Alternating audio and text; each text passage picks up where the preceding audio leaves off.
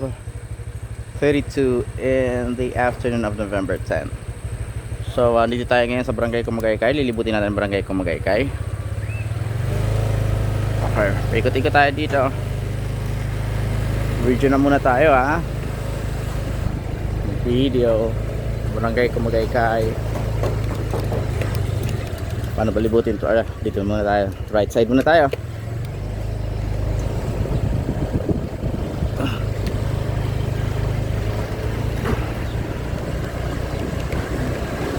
Medyo naglama ko ng mga padaba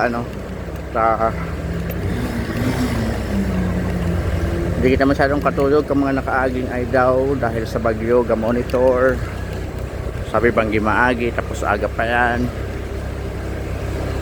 Nakaka-nervous talaga pagka may bagyo, hindi tayo masyadong natutulog.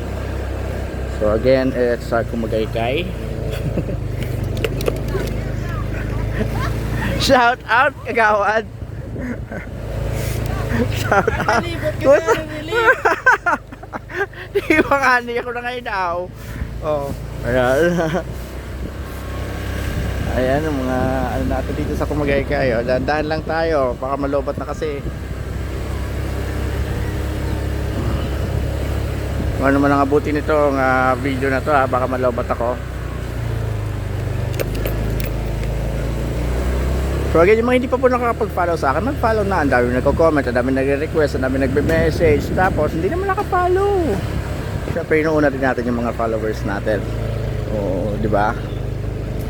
Kasi hindi naman pwedeng yung matagal nang nagpa-follow sa atin ay hindi natin pagbibigyan. So, mag-follow na tayo guys. Meron tayong mga pa-premiere sa mga masusunod na araw. Diyan ako, nung nakaraan, naputol na yung video na in-upload ko nung nakaraan.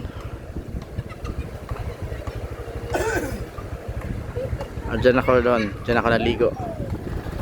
Anyway, ito na po. Diretso tayo.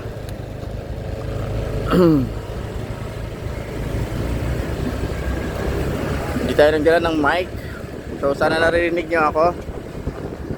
Tayo nagdala ng mic kasi napi-filter niya yung yung ibang sounds pag may dala akong mic o gumagamit ako ng mic, just napi-filter niya yung ibang sounds. May mga nakakasalubong tayo, ay may mga